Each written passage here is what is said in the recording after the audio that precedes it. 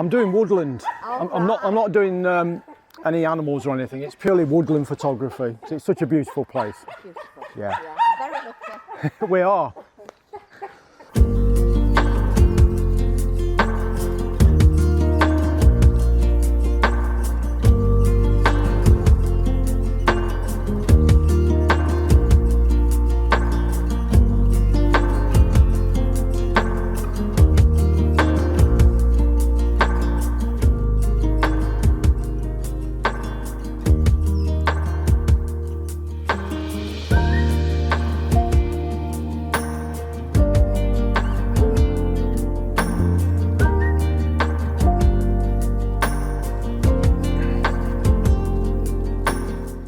Hey up, and you joined me in Sherwood Forest this morning.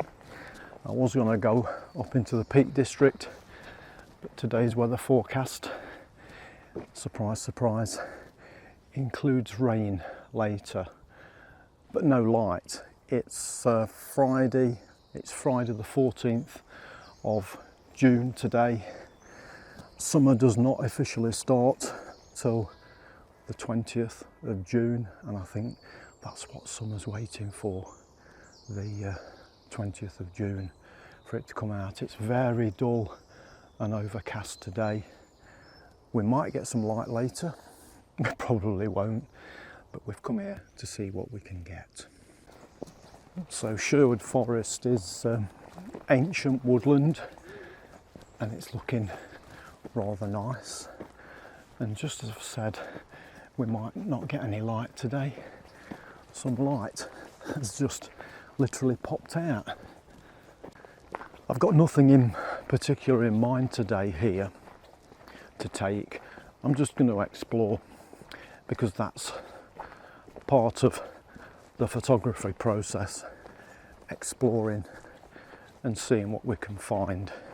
It's very green, but we did green in a previous video, so I'm not going to focus too much on green today, but you know what, won't be able to avoid it because it is green. It's very nicely green. So we'll go through this fence. Oh, it says cattle are grazing.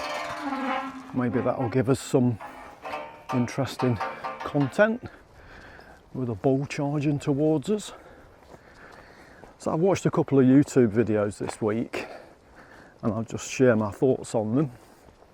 One was a guy showing us how to do panos using a geared head, and everything he took us through was spot on. He spent 5 minutes talking through how he was going to get this pano, adjusting, getting the camera level, etc., and then taking the shot.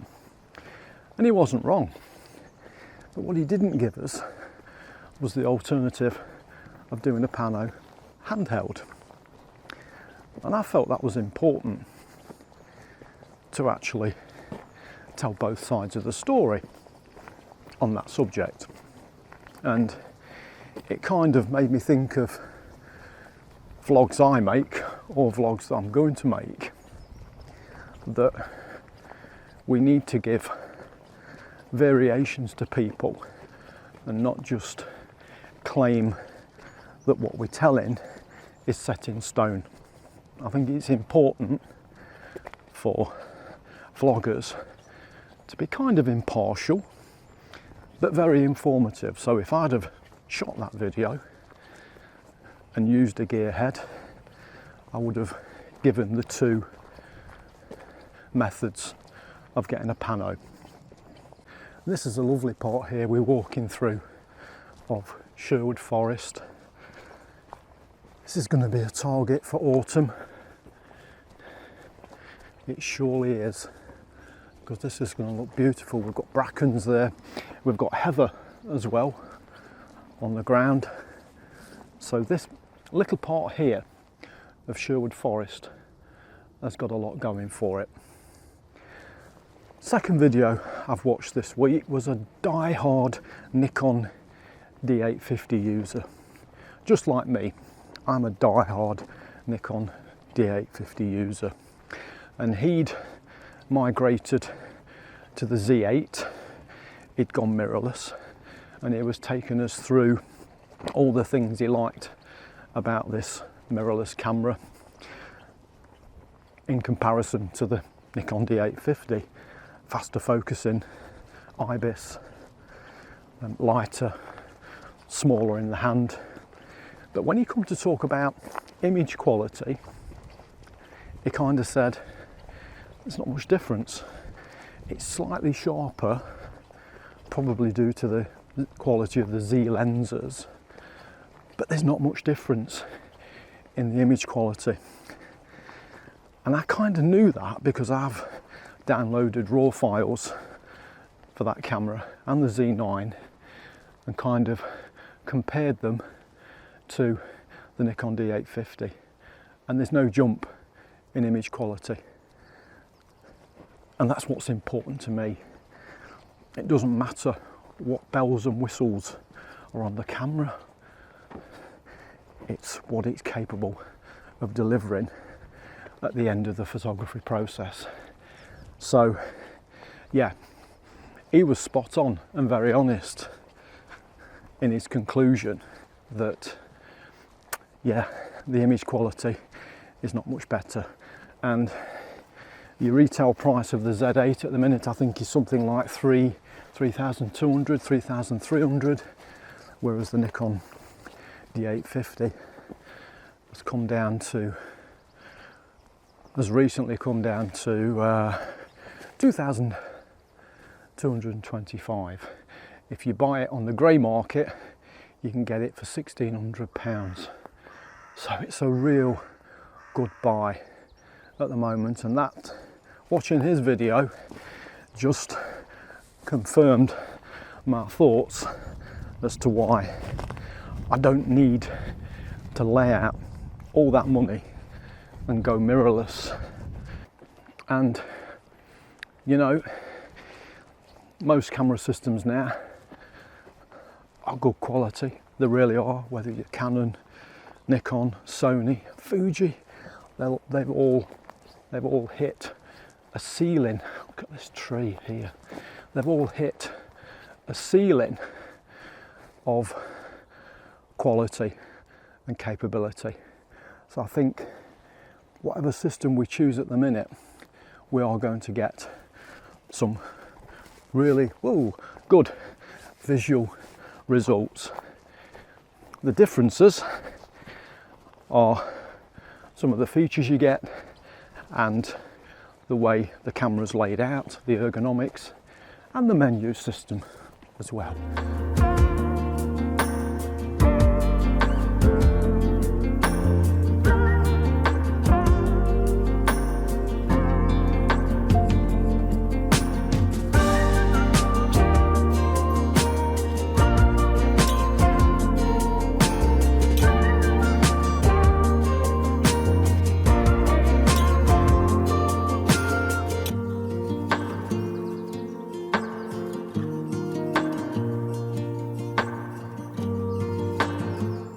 Okay, I've got my first composition and I like it because first, there's no sky in there I've got to worry about.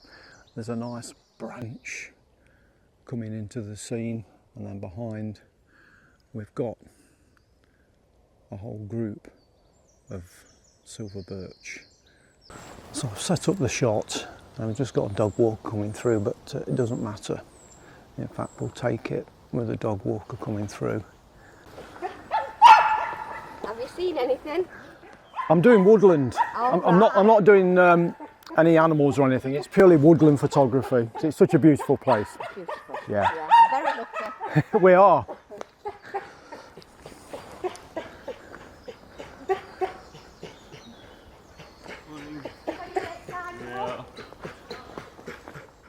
Morning.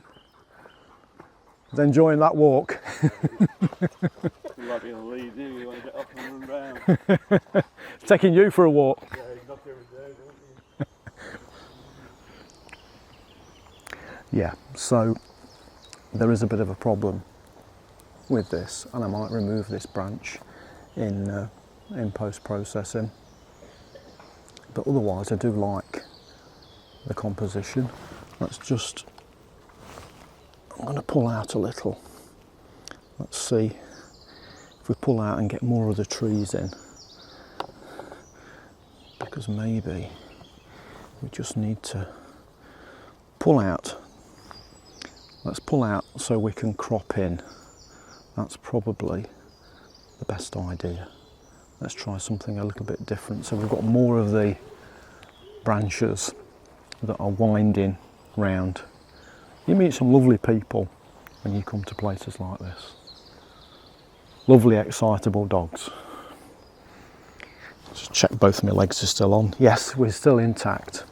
So yeah, I'm going to take, I've been stood here for a while, and that's important to do. I'm now going to take this scene much wider. In fact, we're now at, we're at 100mm on this, so I'm going to take this shot.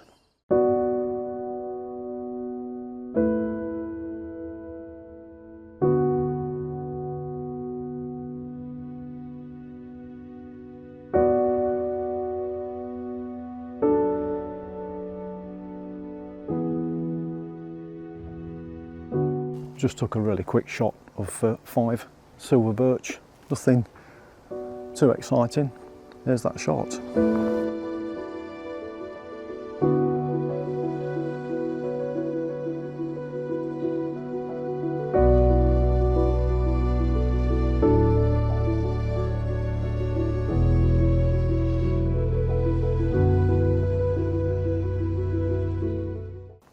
I've probably got one decent shot so far. That's what I'm going to claim. I'd like to get 5 decent shots today if possible, so one's in the bag. Yeah, just one. Okay, we've gone through a gate and we're entering the cow arena.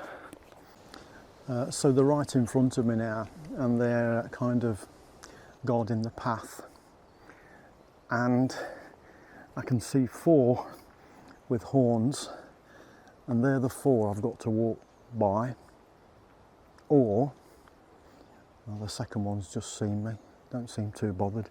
I want to get the other side of them before I start photographing them. I don't think I'm going to walk between them because I might end up a meal for one. Oh my god, he's looking, the one of them's looking towards me, so I'm coming off in the other direction. Jesus, I did get the death stare then. There's another one over here. He must be the leader of the pack, and I'm quite nervous at the moment. Well, the light has really gone altogether now, and thick dark clouds are coming over, and it is due to rain at 10 o'clock. It's just after 9, and I'm this side of the herd now, so they're making their way this way, nose to the ground, munching away, eating their starter, and I don't want to be the main meal, I'm pretty sure.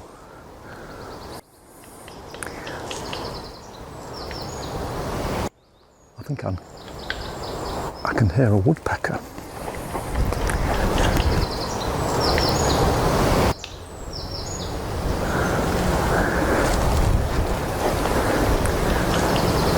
It's not a woodpecker, it's a squirrel banging his nuts on a tree.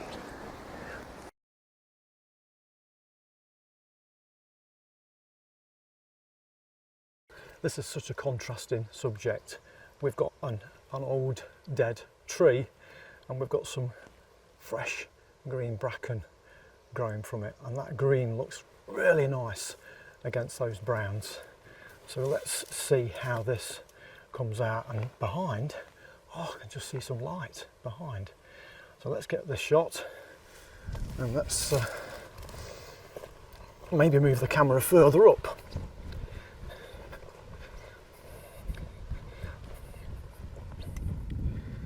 So let me show you on video what we're looking at. I think this is going to be a crop. I'm undecided, so I'm going to take it fairly wide, and then I can decide what's the best outcome. Just keep checking the cows. So we'll do a close-in shot, and then we'll come much wider, showing the whole tree, because I think it does look better seeing the whole tree.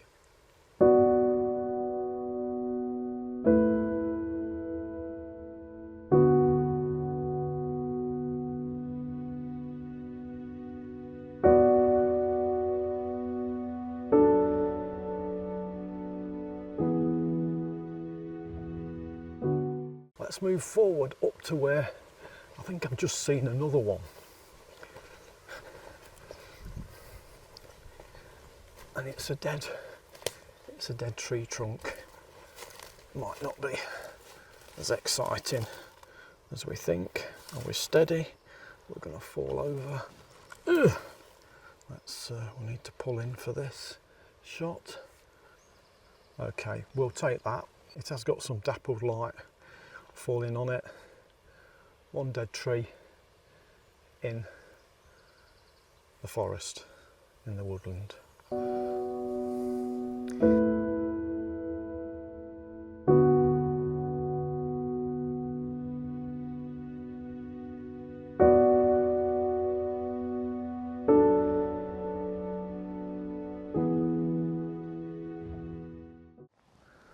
Okay, tree in front of me now, a dead tree, and it just looks like a totem pole.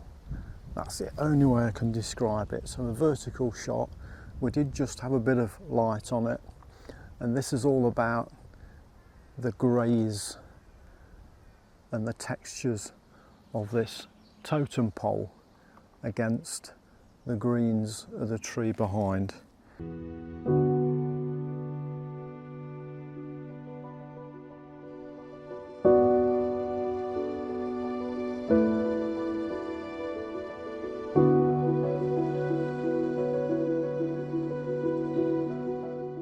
This does look like quite a nice path. We've got some silver birch down here, and further down, but let me take you to it. Ooh, I picked the tripod up. If we come down here, we've got a twirly twisty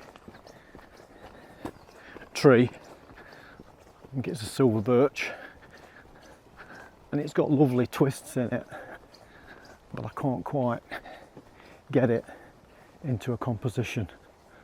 Okay, so the 24-70 is going to deliver this shot for us. I'm going to have to crop the sky out. I've positioned the framing so we've avoided the sky in this shot, but we've got the twisty tree to the right, we've got the path to the left. There will be an element of cropping here, I'm pretty sure, and we'll probably need just to move it round a little just to balance it, putting the tree just on the thirds maybe.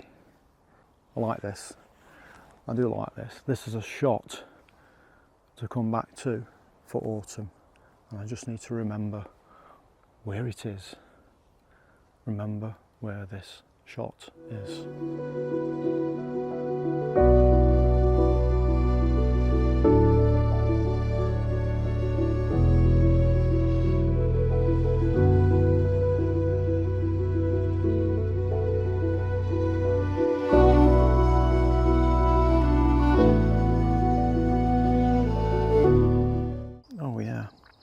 I like that.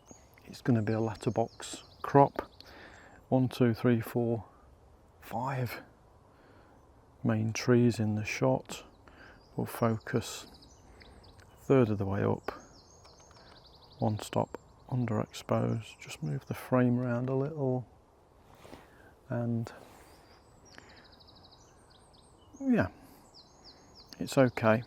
It does need the bottom cropping out and some of the top cropping out to make it more letterbox, but yeah, I'm happy with that.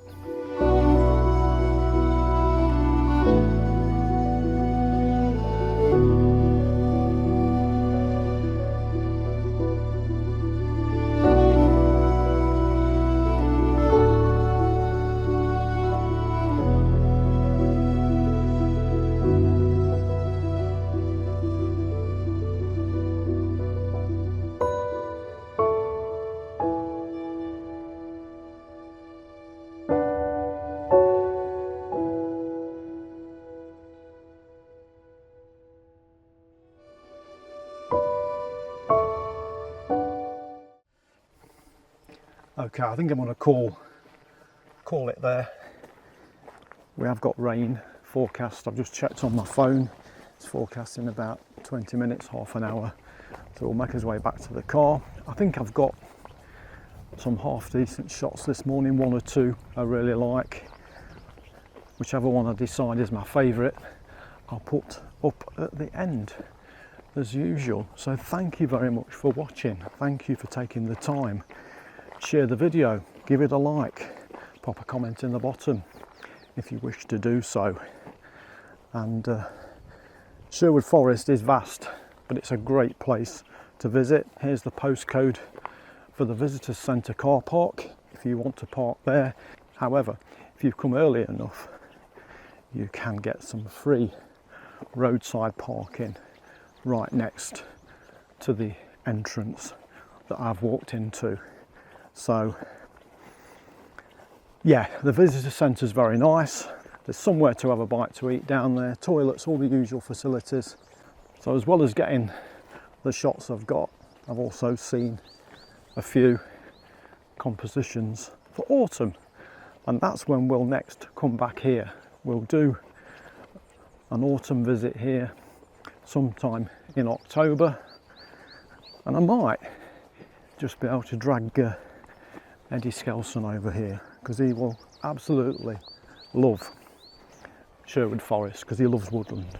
I love woodland, but I don't want to make the channel typecast on one subject. I want to cover different subjects on this channel to share with you. So there you go, I've shared part of Sherwood Forest, and on that note, I'll see you later on the next one.